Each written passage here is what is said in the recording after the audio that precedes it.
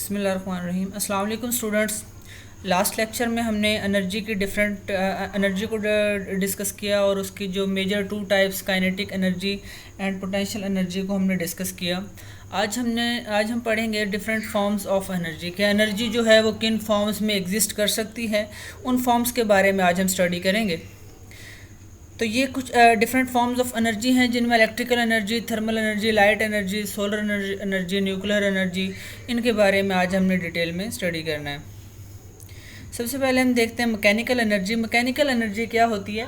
Energy जो कि both motion and position की वजह से किसी बॉडी में एग्जिस्ट करे, उसको हम मैकेनिकल एनर्जी कहते हैं।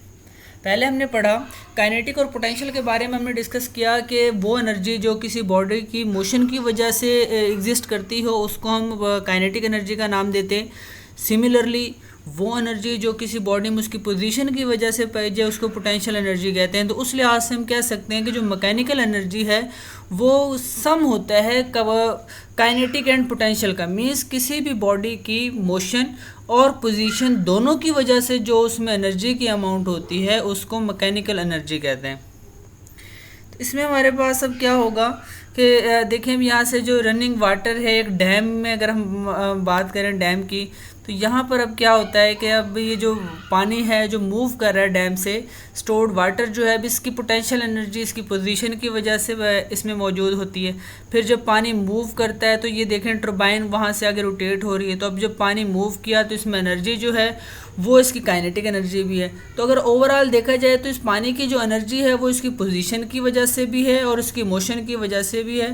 तो इस कंबाइंड इफेक्ट को, इसकी कंबाइंड जो एनर्जी है उसको मैकेनिकल एनर्जी का नाम देते हैं हम।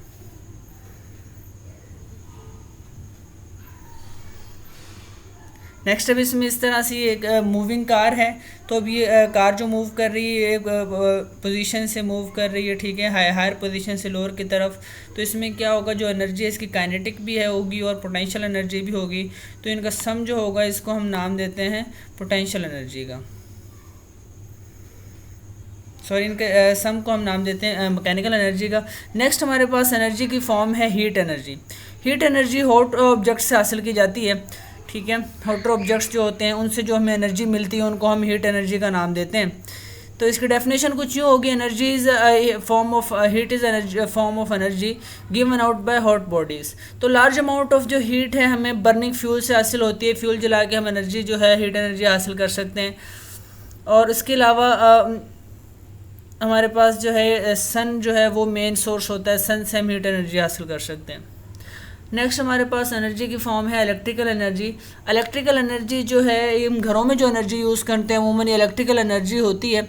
और इलेक्ट्रिकल एनर्जी का फ़ायदा ये होता है कि इसको हम मूव करवा सकते हैं, एक जगह से दूसरी जगह तक इसको ले जाया जा सकता है जहाँ पे हम इसको यूज़ कर सकते हैं। पहले हमने जो एनर्जी की फॉर्म्स पढ़ी हैं लाइक मैकेनिकल एनर्जी है या हीट एनर्जी है, उनको ट्रांसफ़र नहीं करवा सकते हम। मीन्स अगर कोई किसी डिस्टेंट प्लेसेस पे अगर ट्रांसफ़र करवाना हो तो वो पॉसिबल नहीं है, लेकिन इलेक्ट्रिकल एनर्जी को हम बाय वायर्स ट्रांसफ़र करवा सकते हैं, जैसा कि हम घरों में यूज़ करते हैं। ग्रिड स्टेशन जो है हमारे घरों से बहुत दूर होते हैं, लेकिन बाय वायर्स हम उस एनर्जी को ट्रांसफ़र कर सकते हैं, इलेक्ट्रिकल एनर्जी को, और उसे फिर यूज़ कर सकते हैं बाद में। इसमें इलेक्ट्रिकल एनर्जी में अमूमन हमारे पास जो हमें एनर्जी मिलती है, जो सेल और बैटरी से अमूमन एनर्जी मिलती है, हम उसे इलेक्ट्रिकल एनर्जी कहते हैं। अब इसमें इलेक्ट्रिकल एनर्जी जो है आमतौर पे हम घरों में यूज़ करते हैं या इलेक्ट्रिक जनरेटर से जो हमें एनर्जी मिलती है। हम घरों में भी अमूमन अगर लाइट वगैरह चली जाए तो हम जनरेटर यूज़ करते हैं, उससे भी हमें जो एनर्जी मिलती है वो इलेक्ट्रिकल एनर्जी होती है। नेक्स्ट अब हमारे पास है साउंड एनर्जी। साउंड क्या है? साउंड किसी भी बॉडी के वाइब्रेट करने से प्रोड्यूस होती है। वाइब्रेटिंग बॉडी से साउंड प्रोड्यूस होती है। लाइक अब जैसे गिटार है, इसमें जब वायर्स को हम मूव करते हैं तो ये वायर्स वाइब्रेट करती हैं और इन वाइब्रेशंस की वजह से एनर्जी प्रोड्यूस होती है। तो इस वाइब्रेशंस की वजह से साउंड प्रोड्यूस होती है और साउंड भी एनर्जी की एक फॉर्म है। तो ऐसी एनर्जी जो वाइब्रेटिंग बॉडीज़ से हमें मिलती है उसको हम साउंड एनर्जी कहते हैं। साउंड एनर्जी जो है लॉन्गिट्यूडनल वेव्स होती हैं। लॉन्गिट्यूडनल वेव्स होती हैं और इनमें कंप्रेशंस और रेयरफेक्शंस होते हैं। अब ये देखें, ये मोशन हमें दिखाई गई है एक साउंड वेव्स की, किस तरह साउंड वेव्स ट्रैवल करती हैं।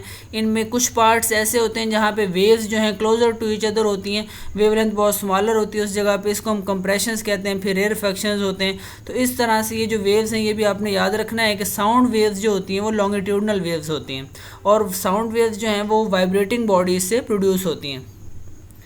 नेक्स्ट हमारे पास एनर्जी की फॉर्म है लाइट एनर्जी।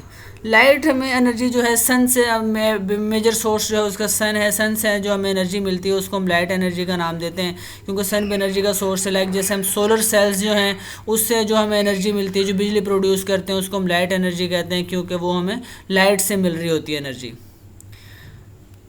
इसके अलावा जो प्लांट्स हैं वो भी लाइट की प्रेजेंस में अपनी फूड बनाते हैं, जिसको फोटोसेंसिस का नाम देते हैं हम। तो फोटोसेंसिस के लिए भी रोशनी जो है वो ज़रूरी होती है। इसके अलावा जो हमारी बॉडी है वो विटामिन डी बनाती है in the presence of light. तो ये लाइट एनर्जी की इंपॉर्टेंस है हमारे लिए, जो हमें सन से एक तो बेसिक इसका सोर्स है, उसके अलावा हम इलेक्ट्रिक बल्ब वगैरह से या कैंडल्स वगैरह से भी लाइट एनर्जी हमें मिलती है। लाइट एनर्जी जो है वो लॉन्ग ट्रांसवर्स वेव्स होती है, ठीक है। बस आप इतना ही याद रखिएगा कि जो साउंड वेव्स हैं वो लॉन्गिट्यूडनल वेव्स होती हैं और जो लाइट वेव्स होती हैं, लाइट एनर्जी की जो वेव्स होती हैं वो ट्रांसवर्स वेव्स होती हैं। नेक्स्ट हमारे पास है केमिकल एनर्जी। केमिकल एनर्जी क्या होती है? केमिकल एनर्जी हमें डिफरेंट केमिकल रिएक्शंस के नतीजे में मिलती है। केमिकल एनर्जी सेल और बैटरीज से भी हमें मिलती है। इसके अलावा जो हम फूड खा रहे होते हैं, जो खुराक हम खाते हैं, उससे भी हमें केमिकल एनर्जी मिलती है। अभी केमिकल एनर्जी जो हम खुराक डिफरेंट खाते हैं तो इसकी डिफरेंट केमिकल रिएक्शन से बॉडी में हमारे डिफरेंट मेटाबॉलिज्म्स चल रहे होते हैं और उनके रिजल्ट में हमें एनर्जी जो मिलती है वो केमिकल एनर्जी होती है। Chemical energy present in food, fuels and other substances. We get other forms of energy from these substances during chemical reactions.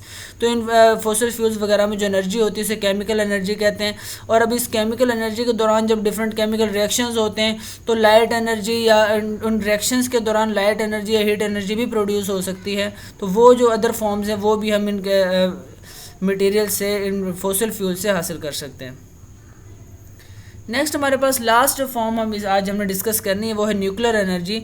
Nuclear energy हमें जो डिफरेंट न्यूक्लियर रिएक्शन से जो हमें एनर्जी मिलती है, या हम कह सकते हैं कि जो हमें न्यूक्लियस से जो एनर्जी मिलती है उसको न्यूक्लियर एनर्जी कहते हैं। यहाँ पे एक हमें पावर प्लांट दिखाया हुआ है, एक न्यूक्लियर पावर प्लांट डायग्राम आपको नज़र आ रहा है। तो न्यूक्लियर पावर प्लांट्स में जो एनर्जी बनती है उसको हम न्यूक्लियर एनर्जी कहते हैं। अब हमने देखना है कि कैसे हम एनर्जी इसमें बना रहे होते हैं। फिशन की अगर हम बात करें, फिशन और फ्यूजन, क्योंकि जब न्यूक्लियर रिएक्शंस की हम बात करते हैं तो उसमें हमारे पास दो रिएक्शन आते हैं, न्यूक्लियर फिशन और न्यूक्लियर फ्यूजन रिएक्शन।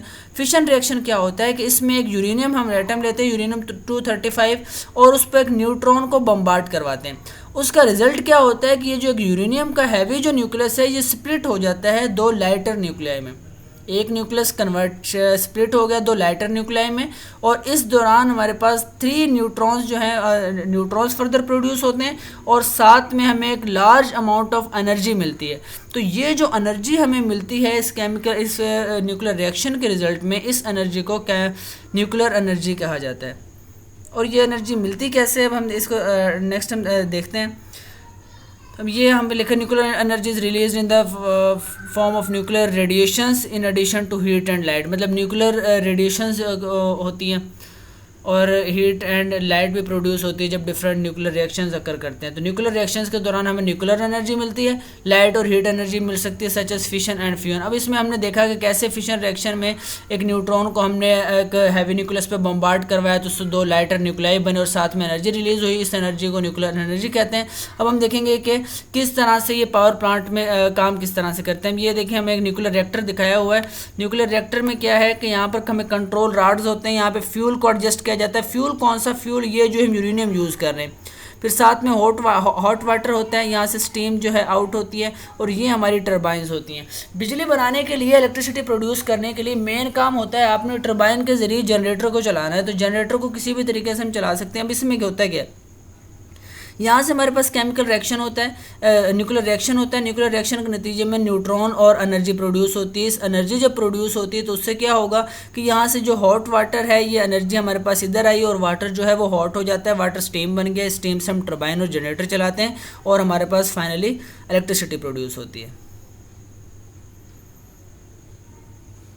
जी स्टूडेंट्स, ये था हमारा आज का लेक्चर। बेस्ट ऑफ लक, अल्लाह हाफिज़।